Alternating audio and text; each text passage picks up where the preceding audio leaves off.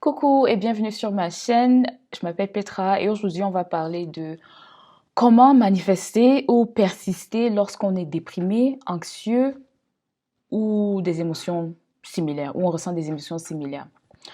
Donc, nous sommes des êtres humains et malgré le fait qu'on sait qu'on crée notre réalité, nous sommes dans cette chair, et cette chair qui fait souvent mal. On vit des situations qui ne sont pas toujours les plus agréables et qui peuvent nous causer beaucoup de douleur. Alors, comment est-ce qu'on fait pour ne pas annuler tout ce qu'on est déjà en train de manifester en pensant de manière opposée à notre création ou future création, bien sûr, qu'on cherche à manifester dans nos vies? Selon mon expérience, je parle de mon expérience. Premièrement, si on vit quelque chose de vraiment difficile, par exemple un deuil ou un divorce, des situations graves, il ne faut pas étouffer ce qu'on ressent. Il faut prendre le temps, et quand je dis prendre le temps, il ne s'agit pas d'un mois, mais prendre le temps d'évacuer. Et d'évacuer, chacun a sa manière d'évacuer, et certaines personnes peut-être ne savent pas toujours comment évacuer leurs émotions parce qu'ils n'ont pas appris comment le faire. Moi, personnellement, j'aime écrire. J'ai un journal, j'écris, j'exprime ce que je ressens, et ça me permet d'évacuer très vite ce que je ressens. Et aussi, il y a d'autres manières de le faire. Je médite aussi. Chacun a sa manière de le faire. Je marche aussi dans la nature, ça m'aide vraiment beaucoup. Dès que je sors marcher dans la nature, au retour, je me sens toujours 1000 fois mieux que, qu'avant. Donc, il faut trouver le moyen d'évacuer ce qu'on ressent si ça nous pèse trop sur le corps.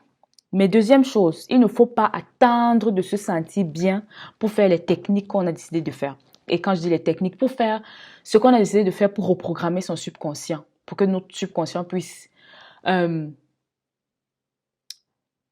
pour réveiller ces versions des choses qu'on veut vivre dans la 3D ou la 4D, comme certaines personnes l'appellent. Donc, il ne faut pas attendre de se sentir bien complètement avant de reprendre ces techniques. Certaines personnes dans le monde spirituel appellent ça, ils ont un terme pour ça que j'ai complètement oublié, mais ils expliquent que il ne faut pas étouffer les émotions qu'on ressent et il faut prendre le temps de naviguer, aller soigner son inner child, son enfant intérieur et tout ça. Tout ça est vrai. Mais la manière dont ils expliquent cela, je trouve que ça ralentit beaucoup de choses qu'on cherche à manifester parce que nous sommes des êtres infinis. À la fin de la journée, on n'a pas besoin de passer un an à chercher à remonter dans son arbre généalogique pour voir, oh, mon arrière-arrière-grand-mère avait vécu telle chose et c'est pour ça que machin, et c'est pour ça que si. À la fin de la journée, c'est un tout petit peu, je dis bien un tout petit peu, une perte de temps. Il faut être stratégique dans sa manière de faire, d'approcher ce healing, de telle sorte que ça ne retarde pas les choses qu'on est en train de manifester ou ne prolonge pas. Parce que on n'a pas besoin de changer pour avoir ce qu'on veut. On peut avoir tout ce qu'on veut maintenant.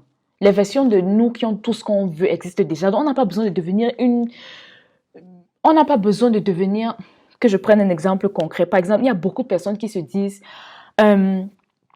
pour avoir l'homme de mes rêves, il faut que je sois un peu plus maigre ou que je sois un peu plus mince. Il faut que j'ai soigné tous les boutons que j'ai sur mon visage. Pour trouver un travail, il faut d'abord que j'ai fait 3 stages, que mon CV soit bien rempli. Tout ça est complètement faux.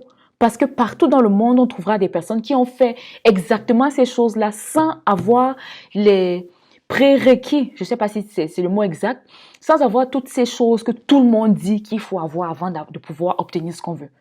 Partout dans le monde, on trouvera des personnes qui ont fait ça ainsi. Comme on dit souvent, on disait que c'était impossible.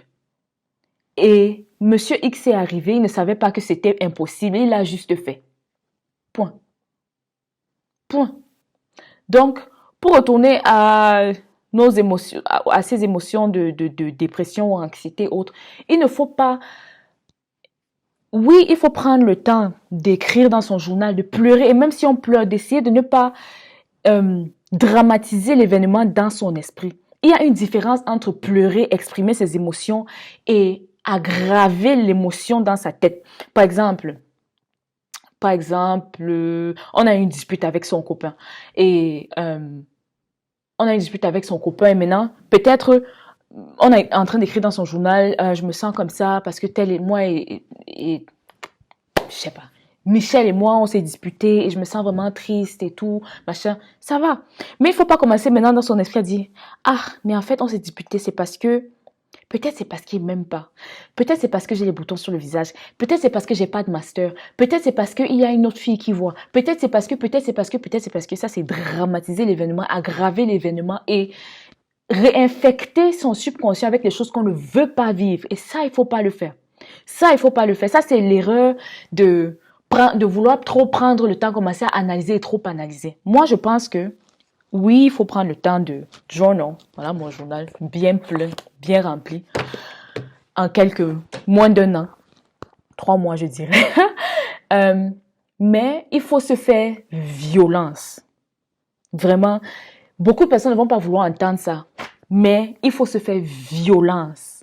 Parce que il n'y a qu'en se faisant violence qu'on va obtenir ce qu'on veut. Tu peux pleurer et affirmer. Ça ne va pas te tuer. Tu peux pleurer en affirmant. On ne t'empêche pas de pleurer. Pleure, mais affirme. Quand tu as fini ou quand tu as fini de pleurer, affirme. Ou quand tu as fini d'affirmer, pleure. Ou vice-versa. Ou bien pareil. Tu peux faire en même temps même. L'un n'empêche pas l'autre. Il ne faut pas retarder sa manifestation. Et peut-être que ma manière d'expliquer ça n'est pas tellement claire, mais j'espère vraiment que ça l'est. Parce que là, je suis en train d'exprimer vraiment mes expériences personnelles. Comment j'ai réussi à me faire violence et affirmer pendant que je n'allais pas du tout bien. Et cela ne veut pas dire que je m'empêchais de ressentir les émotions que je ressentais, mais je me suis forcée, malgré le fait que je ne voulais pas le faire, à faire mes affirmations et à les répéter, à les répéter, à les répéter. Et le résultat, c'est que pendant les 5 premières minutes, c'était tellement difficile à faire. Mais au bout de 5 minutes, je me suis sentie tellement bien, allégée.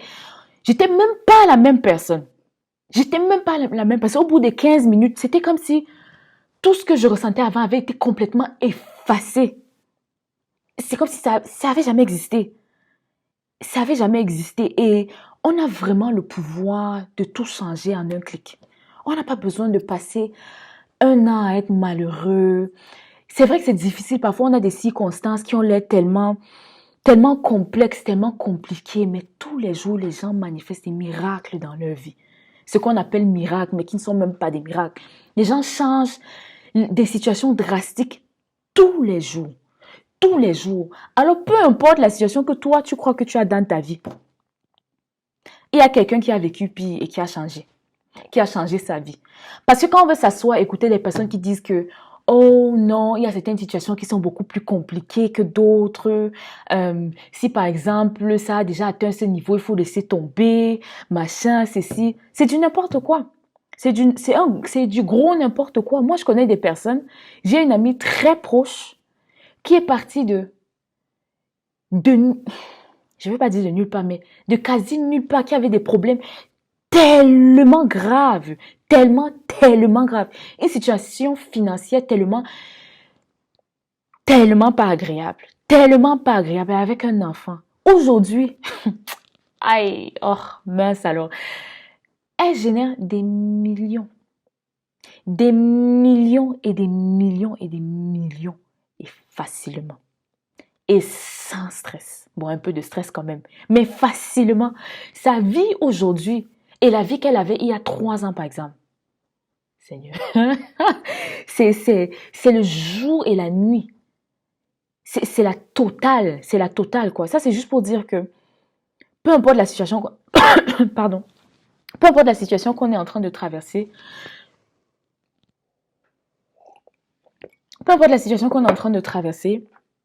rien n'est impossible. Les jeux ne sont pas faits. Il faut jamais abandonner. Et quand je dis ça, je me parle à moi-même. J'ai même carrément les larmes qui me montent aux yeux parce que je suis en train de traverser une situation tellement bizarre. Et tout me montre, la 3D ou la réalité physique me montre que abandonne, give up, ça vaut pas la peine. Mais il faut pas abandonner parce que je me suis déjà prouvé à moi-même que peu importe les circonstances, on peut avoir ce qu'on veut. Parce que Dieu là, qu'on dit Dieu, Dieu, Dieu, les gens qui aiment appeler Dieu, regardez dans le ciel, il est à l'intérieur de nous. Il a dit quoi? Demandez et on vous donnera. Frappez et on vous ouvrira. C'est écrit dans la Bible, non? Pour ceux qui aiment se référer à la Bible. Frappez et on vous ouvrira. Et comme Sadhguru, je ne sais pas qui, pour ceux qui connaissent Sadhguru, a dit, il a dit dans une de ses leçons que les gens disent que frappez et on vous ouvrira. La putain de porte a toujours été ouverte. Entre! Entre! Et je crois que cela termine très bien cette vidéo. On se verra dans la prochaine. À bientôt.